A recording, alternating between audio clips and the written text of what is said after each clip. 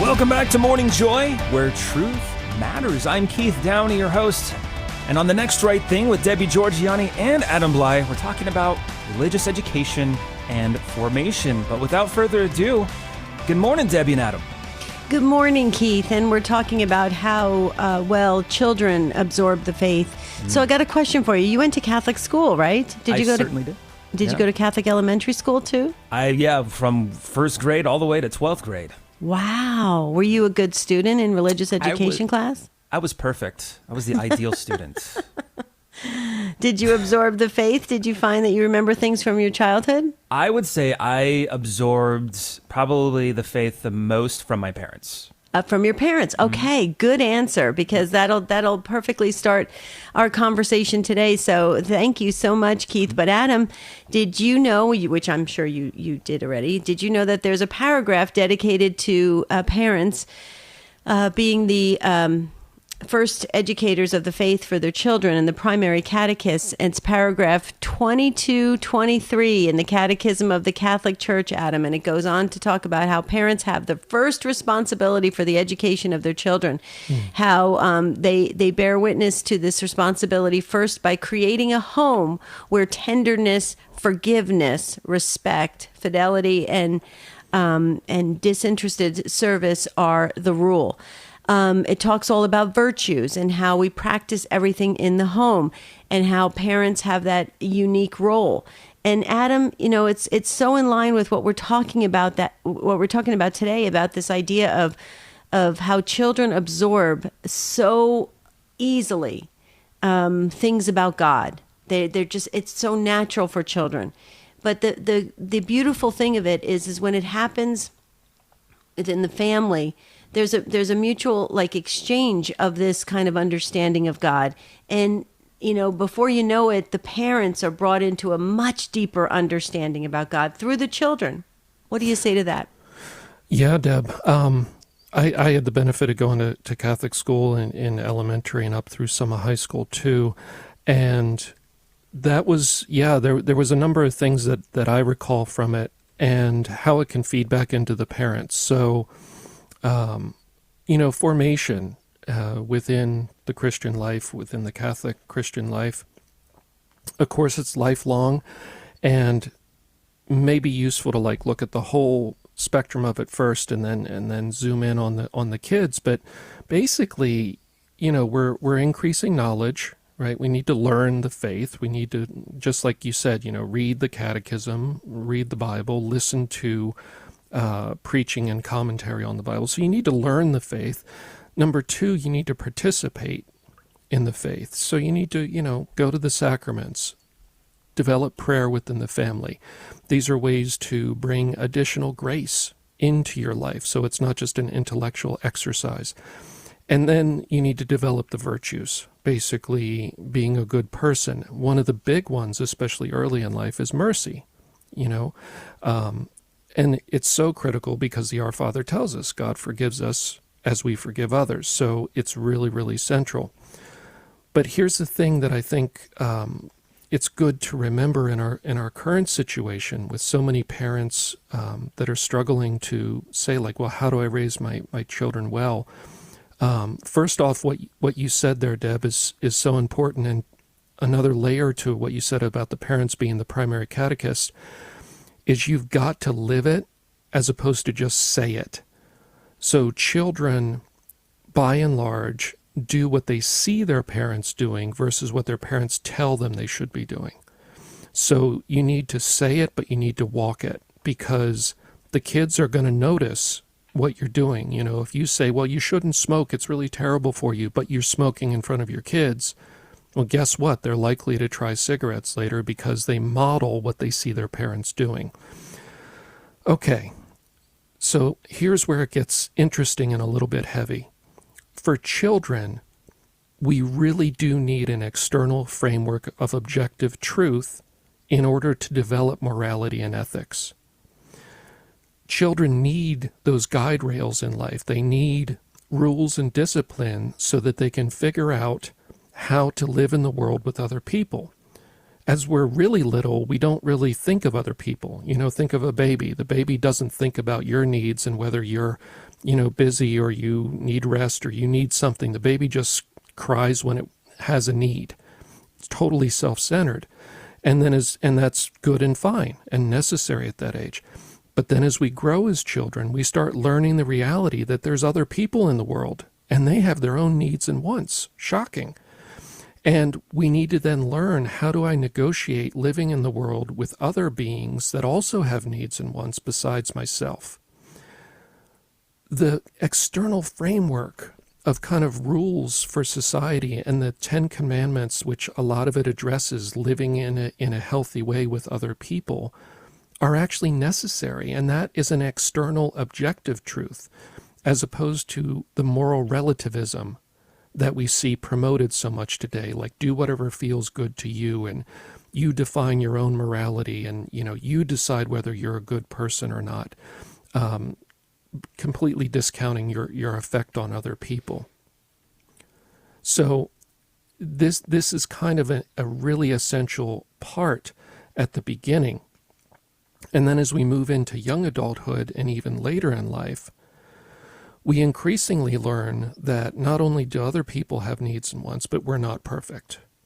And maybe we can move on with that. But what are your thoughts so far? Well, it makes me circle back to the Catechism. One of the reasons why this particular paragraph in the Catechism always gets parents, scratching their head is because if you look at paragraph 22, 23, and it talks about the roles and responsibilities of being the primary catechist for the children, it goes into the virtues in the home, and actually disinterested service is a forgotten virtue. A lot of people don't know what that means. It sounds very cold, right? I'm disinterested. It's very cold. It's not. It means you're not attached to the outcome. You're not attached to anything. You're not keeping score, right? And you're not doing something just because it feels good in the moment, and then I can use that as a favor, next time, or this or that. There's no keeping a track of anything. It is really for the glory of God. It is really pointing to God. And it goes along with what you're saying, Adam. But we live in a world where that reality is just not really being played out in many ways, and it would be nice to know if we had Morning Joy listeners, which I'm sure we do. I'm sure many of them, if they could call in, if you have seen that demonstrated in your home, that really high bar of morality where everybody walks the walk and talks the talk. If if that was you growing up, or you have created that home right now, call in and share how you maintain it. 877-757-9424. But Adam, let's face it, in this kind of world we're living in, it's all about, what can you do for me today? What do you say to that? Yeah, so exactly, that disinterested service is, it goes to what Jesus talks about so much, which is godlike love. So agape is a love that is acting without self-interest. God doesn't love us and give us gifts and give us life in the first place because he needs us and wants something out of us. It's not a big manipulation. And it's natural enough amongst humans that we often do things in order to keep the peace, keep stability, have security in our lives. It's essentially a manipulation with others, and you can go down that road into a very kind of cold view of social interactions, that everything is self-interested. But Christianity calls us to a higher level of morality. So kind of the next stage after learning that there's other people and you need certain rules, you don't harm others. And some people that are longtime listeners will say, oh, here we go with stop doing bad, start doing good. Well, the children learn, here's the rules. You can't just take other people's stuff, and you can't just bonk them on the head when they annoy you. And then next we need to learn, usually in young adulthood or maybe later, that we are not perfect. And we're not even good some of the time. And we still need those external objective guidelines to start to learn how to treat other people well, as opposed to just not breaking the rules and harming them and exploiting them, but actually go beyond that and treat them well. And that's where that disinterested service, where I'm not doing it for what I get out of it, And then the final stage that we see in many saints' lives is to grow into true Christ-like love for others, where there's no self-interest at all. You're doing it because it pleases God, and because as you take on more of the attributes of Christ and there's more grace in your life, it becomes second nature to you. It's not like you're choosing to do it because it pleases God, because that, in a weird way, is also trying to get something out of God for yourself. You're saying, well, I want God to be happy with me.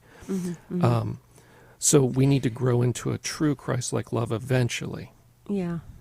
So, Keith, a quick question. Did you have siblings? I have an older sister. Okay. Was there, because Adam, you're an only child, right? Yes. Yeah. I have 5 siblings. Yeah, there was a lot of, it's interesting. I'm curious to our Morning Joy listeners if they had that kind of, did you demonstrate that kind of really Christ-like love in your families, growing up? It would be very interesting. If you have something to say about this, please call in. We'd love to hear from you. 877-757-9424. Did you have any sibling rivalry with your sister? No, not really. It was actually... because my sister is 7 years older than I am, so she was... okay. She Almost was like 2 only children. Yeah, she was painting my fingernails and toenails at a certain point, so I was just kind of like wanting to do whatever she was doing. That's so cool. Are you still close with her today? Yeah. Oh, that's awesome. Yeah. Yeah, well, Adam, with 5, I have 5, so there's 6 of us. We were all vying for attention. There was a lot of activity. It never stopped. Nobody really sat silent. So it's very interesting, the family dynamics with how many children there are in the family. But okay, so let's hold it there, Adam, if we can, and then we'll send it to Keith, because Keith has got some announcements for us. Absolutely. Thank you, Debbie and Adam. And yeah, we're talking about formation. Obviously, this doesn't have to be a structured religious education class for us adults. It could be simple as reading books or watching Morning Joy. Yeah, you can watch Morning Joy and the quest and the spirit world really at your fingertips, as long as you're connected to the internet, which I think everybody pretty much is nowadays. But it's a great way to learn more about our rich Catholic faith. There's no excuse to not learn about our faith. It's important, as well as our prayer life. So search Morning Joy Radio on YouTube, Facebook, Instagram, Rumble. We're even on TikTok. For those that might be in the depths of TikTok, we are kind of that light in the darkness of social media, because we're on that same path towards holiness. And of course, we got to bring everybody else with us. We leave no person behind. But coming up next, we're continuing this conversation on our children, right? Talking about formation and how important it is for us adults to be those instructors and catechists and so much more. So stay tuned. Taking a quick break. Returning here on Morning Joy, where truth matters. We'll see you after this break. You're listening to Morning Joy, where truth matters.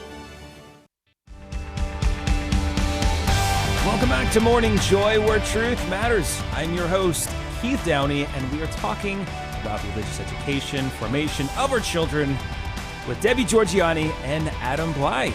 Take it away, Debbie and Adam. Thanks, Keith, and the domestic church, our families. Adam, it was interesting. You've got me thinking, going down memory lane of growing up with a very large family, 6 kids, 2 parents, eight people crammed into a house. And, it was interesting. I had a lot of friends who were only children, and I used to be quite envious. I was like, that is so cool. You get all the attention. You don't have to compete for anything. You don't have to, it's very interesting. But when you were talking, Adam, it made me think of Sunday dinners. Sunday dinners were a perfect time for the whole family to gather around a beautiful, of course, we always had an Italian meal because it was Sunday. And my uncle, the diocesan priest, my mother's brother, and my mother's sister, Dominican sister, they would come over for dinner, and they would sit on opposite ends of the long dining room table, and they would have these really heated theological debates. And we as kids would sit there, and it was like watching a Wimbledon tennis match. It was so much fun, and we were absorbing an incredible amount of religious education at that dinner table. Never did we realize it, Adam, until we got older. And we all of us, all six of us, will reflect back on those Sunday dinners. And it's interesting, Adam, because you had a nun and a priest on the opposite ends, and they didn't always take the same side. And so it was fascinating. So what do you say to that about these really healthy theological discussions at whatever level the children can handle? I think it's very beneficial to bring those up, in a way, because kids are absorbing the faith. Exactly. So if we go back to where we started, that lifelong formation, we're always increasing our knowledge because the faith is so deep, rich, and broad that you will never run out of material to learn, increasing our participation in the sacraments and the prayer life and other ways to obtain grace, and hopefully growing in virtues. So the example you just gave there, it's great because the family is not only imparting knowledge, but what they're doing there is they're modeling the pursuit of knowledge and the openness to learning more. So by having that debate, they were sharing different views and working it out, and they were open to the input from the other person and into amending their understanding and growing their knowledge. And so instead of just saying at dinner, well, you should always be pursuing things and learn more about the faith and about God, it was modeled for you. And that's what had the impact, it sounds like, because you guys still talk about it to this day. And that's what was exciting, is the faith was being lived in front of you versus being talked about in a secondhand way. And so, if we want to talk about the next right thing for parents, right, is number one, gain the knowledge that you are the primary catechist and the church puts the primary responsibility on you to teach your children, raise them in the faith. If you don't know much, go learn it so that you can share it with them. And then based on Deb's wonderful story, remember that the very act of going and learning it is something to share with them. Mm-hmm, mm-hmm. Here's what I'm learning. Isn't it exciting? I never knew this all these years, and let me tell you how I found out. Mm-hmm. Well, it's interesting. You got me thinking about this. Okay, picture this. So maybe people don't have access to nuns and priests, that are in their family.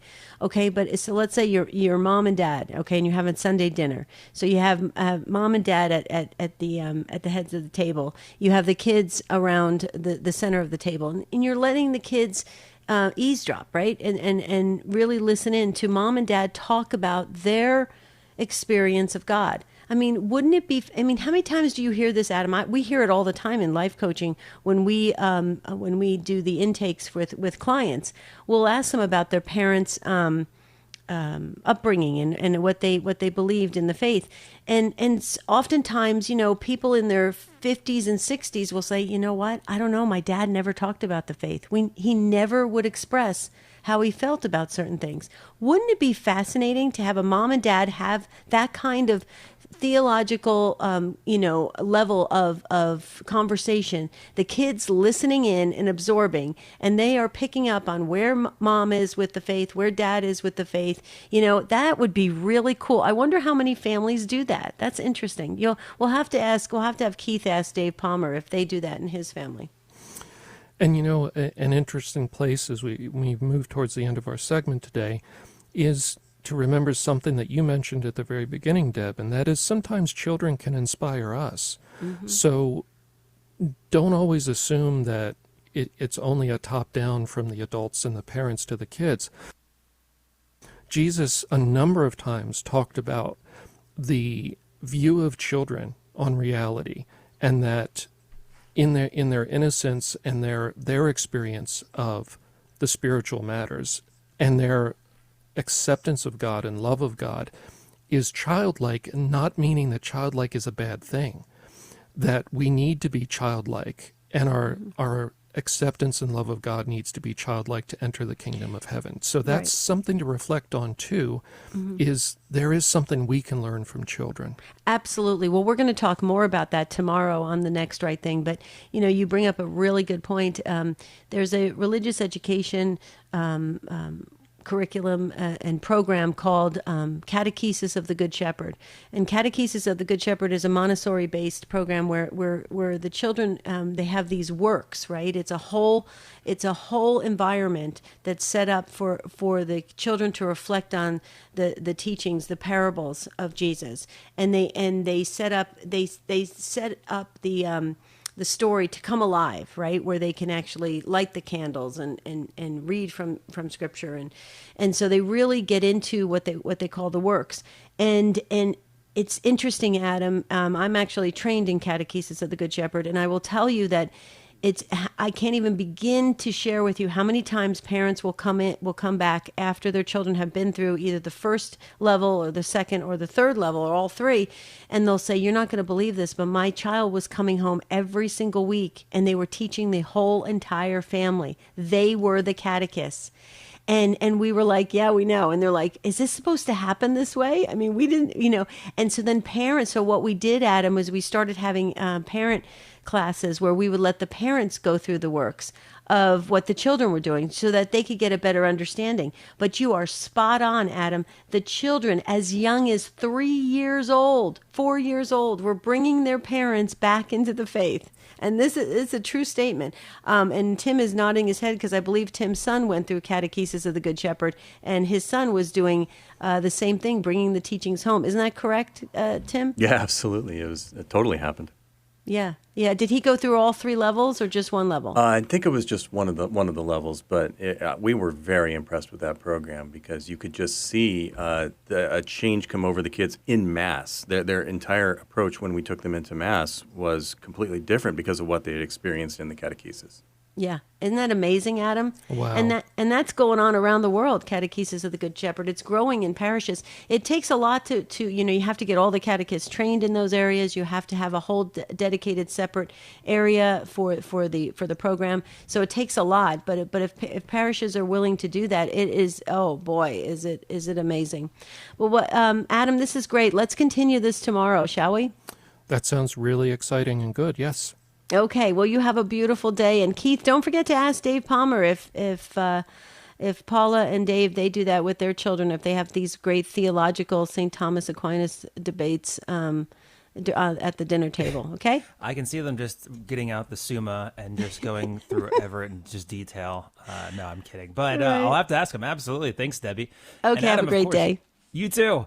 And yeah, if you want more Debbie and Adam, you gotta listen. You gotta watch The Spirit World. It's every single Saturday at 10 a.m. Central on the EWTN Global Catholic Radio Network. So you get them Monday through Friday on Morning Joy, and you get an extra day on Saturdays because they're talking all about the Catholic perspective of angels and demons. And if you missed last Saturday's, they talked all about icons. And they actually had Father Thomas Loya, the pastor of Annunciation Byzantine Catholic Church, an incredible conversation. So if you had any questions, or maybe you think you have questions about icons, they're probably answered in the last Saturday's show. So make sure to check it out. Just search The Spirit World, whether you're on YouTube, Facebook, Instagram. You can also search for GRN Online as they produce the show. But coming up next, how on earth can we teach the lessons of St. Thomas Aquinas to others, especially children?